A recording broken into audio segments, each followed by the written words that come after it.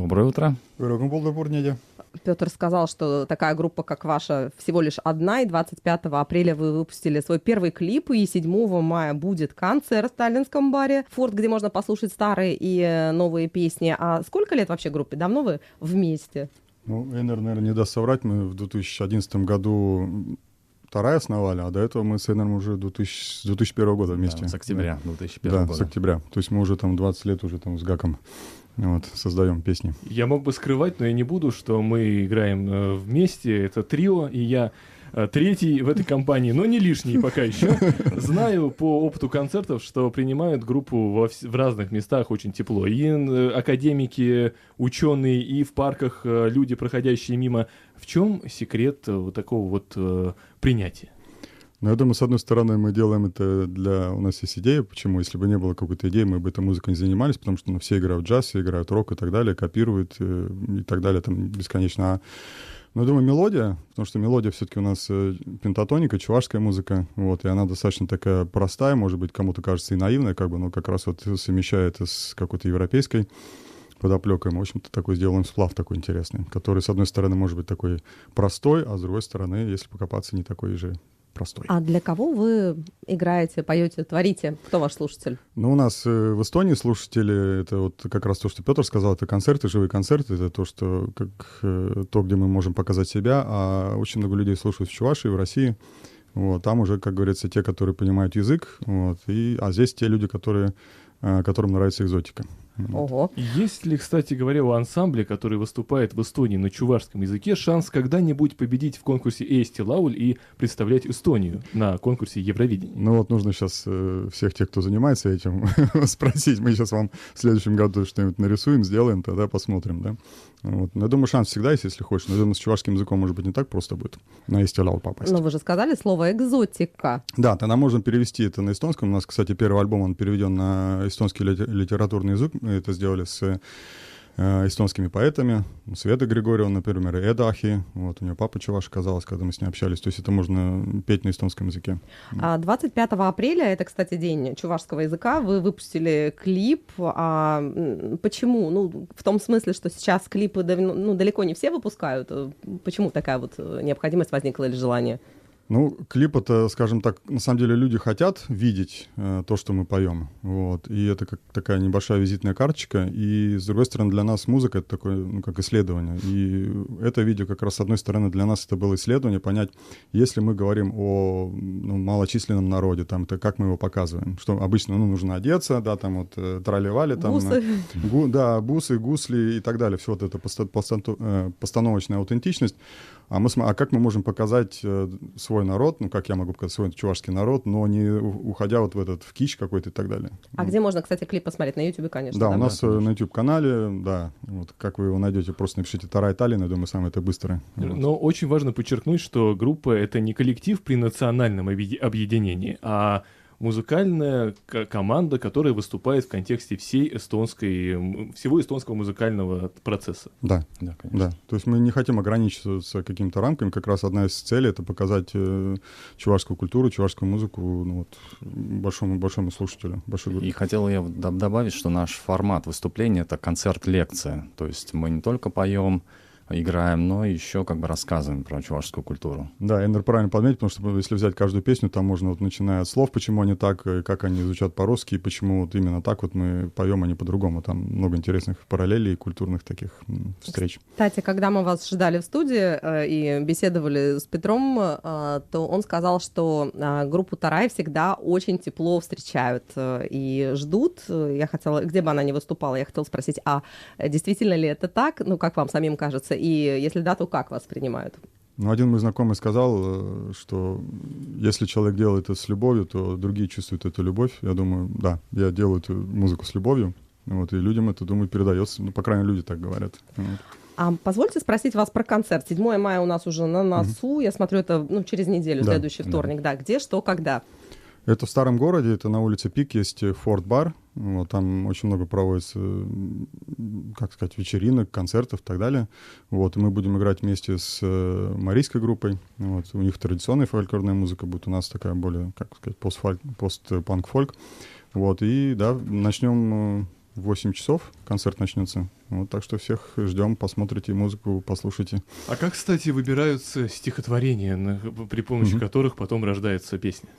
Но это от души идет. То есть я любую прозу или поэзию, когда читаю, если в душе что-то отзывается, какие-то вот небольшие аспекты, которые как вкрапление, потом начинаю вчитываться и так далее, и все это такое, как сказать, душевное какое-то переживание, и потом уже осмысление этого текста. Слушай, но мелодии, они строятся на традиционной для азиатской музыки пентатонике. Пентатоника — 5 звуков некоего такого сочетания, но, опять же, чувашская культура, она же не азиатская, звучит иногда сродни монгольской, китайской музыке. Какие-то японские мотивы можно найти. Откуда вот эти пересечения? Я думаю, это цивилизация. То есть мы принадлежим к этой цивилизации. И там предки чуваши, в общем-то, они там с берегов Иртыша через Кавказ, Северный Кавказ поднимались там веками, в общем-то, до Волги.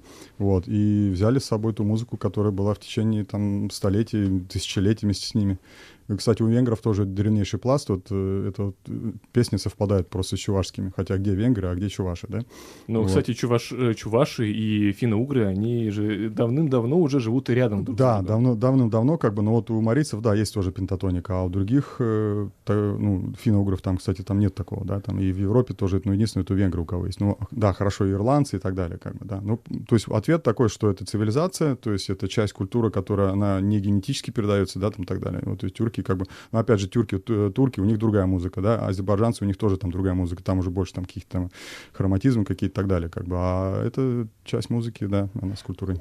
Эйнер, Александр, вы сказали, что вас слушают и в Чувашии, и в России в том числе. А бывали ли вы сами в Чувашии, когда, если говорить о последнем визите, насколько хорошо вас там тепло-то Я, встречали? к сожалению, не был, но мы хотим туда попасть. Нас даже приглашал министр, по-моему, да, культуры Чувашии. Да, еще до войны.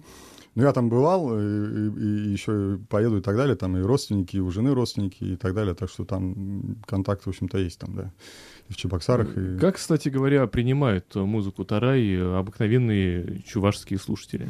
Но тут нужно сказать, что мы пишем музыку для, скажем так, городского населения, потому что сейчас вот можно разделить, есть те, которые выросли в деревне, и восприняли музыку, так сказать, 90-х, это вот в стиле чувашская музыка на русский лад, там «Мираж», «Ласковый май», не знаю, там «Руки вверх» и так далее, это очень интересно.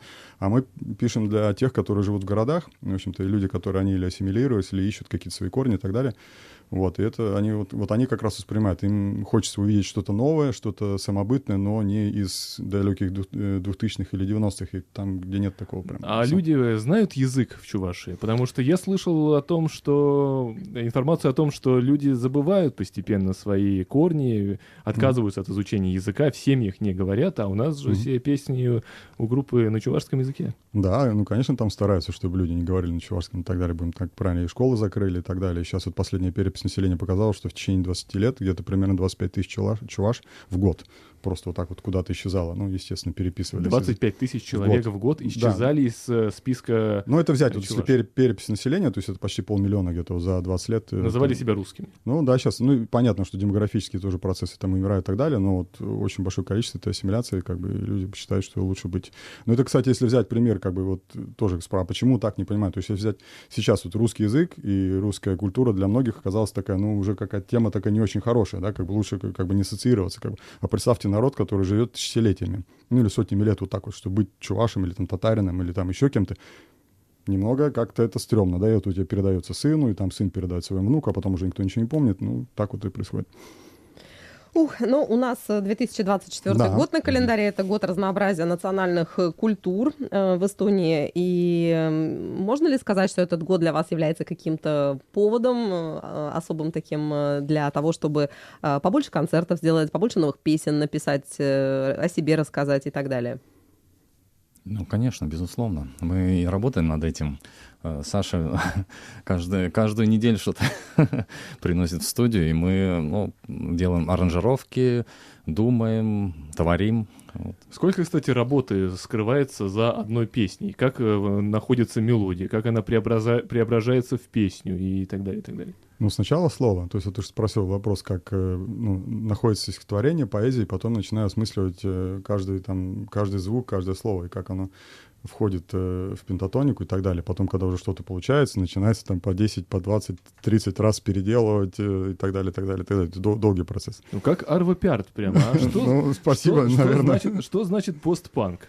Потому что многие, возможно, может, не многие, но кто-то точно теряется во всех этих терминах. Постпанк, как это так? Ну, нас так называют американцы. Вот у нас в прошлом году вышел обзор на наш альбом второй, и, в общем-то, человек сказал, вы никакой не инди, вы никакой не фольк, вы постпанк. И вот. Это обзор вышел в Америке. Да, это в Америке есть очень большая, как сказать, международная такая, как сообщество людей, которые интересуются фольком, разных культур и так далее. У них есть свое радио, у них есть свое сообщество, они там пишут рецензии и так далее, и так далее. Вот, и они на эстонские группы тоже пишут, там, то есть не только мы там попали. Вот, ну что постпанк? Постпанк, если взять так 80-е, 90-е, как бы там кому-то нравится группа The Cure, например, там. Вот, ну, в общем, у нас очень большую роль играет бас, в общем-то, и в постпанке тоже там. Вот. Ну, то есть вы не обиделись? Нет. Для нас, на самом деле, как бы интересно послушать, что думают другие люди. В общем-то, то, что думаем мы, это одно, а то, что люди думают, это совершенно другое. Это как раз вот источник вдохновения тоже может быть. Но я помню, что когда-то в группе участвовал аккордеонист. Но аккордеон — это такой традиционный инструмент для татарской, для чувашской культуры. Сейчас аккордеона нет. Это осознанный отказ от такой прямой связи с чем-то национальным? Или просто так сложилось? Я думаю, это находка, и мне кажется, это хорошая находка, потому что если мы играем этническую музыку, то обязательно ты должен в каких-то рамках быть. То есть или дамбра, балалайка, не знаю, там гусли и так далее. Почему? Важен сам инструмент музыкальный. То есть вот эти мелодии, музыка, как ты выражаешь это. А какой инструмент? Мне как раз наоборот кажется интереснее использовать современный музыкальный инструмент. Нет, может быть, я предвзят, но Нет. Просто слова Арво Пярта. Потому что была статья, в которой он говорил о том, что да, не тембр, не инструмент важен, а сама музыка. Ну, конечно, мы постоянно в поиске, мы добавляем какие-то электронные инструменты, и вполне возможно еще добавится саксофон. Кстати, Эйнар виртуозно играет на басу, двигает пальцами так быстро, что не угнаться. Сколько лет нужно потратить и как часто заниматься, чтобы настолько хорошо освоить этот инструмент? Петя, ну что за вопрос это? Можно и за 3 года научиться виртуозно играть, но я играю уже 20 лет. 20 лет — это немало. Друзья, очень хочется послушать вашу песню. И мы послушаем. И прежде чем мы попрощаемся, да, можно попросить от вас пожелания на чувашском в адрес наших радиослушателей. Хорошего дня, хорошей весны, завтра 1 мая. День рождения Радио 4. Петр, что ж ты молчишь? У нас завтра день рождения. Авара серия Пурзара Сюрална Гумбасаламлада, Паигун Савак Пулдер, Телели Пулдер. Сегодня, друзья, у нас в студии была чувашская группа «Тарай». Совсем скоро, 7 мая, состоится концерт где еще раз? В баре «Форт». В баре «Форт». На улице Пик. А 8 июня будет открытый концерт для всех на свежем воздухе в рамках Дней Старого Города. Друзья, если вы хотите, обязательно приходите. А в гостях у нас были музыканты из группы «Тарай», Эйнар Муони и Александр Айдаров. Да. Хорошего дня.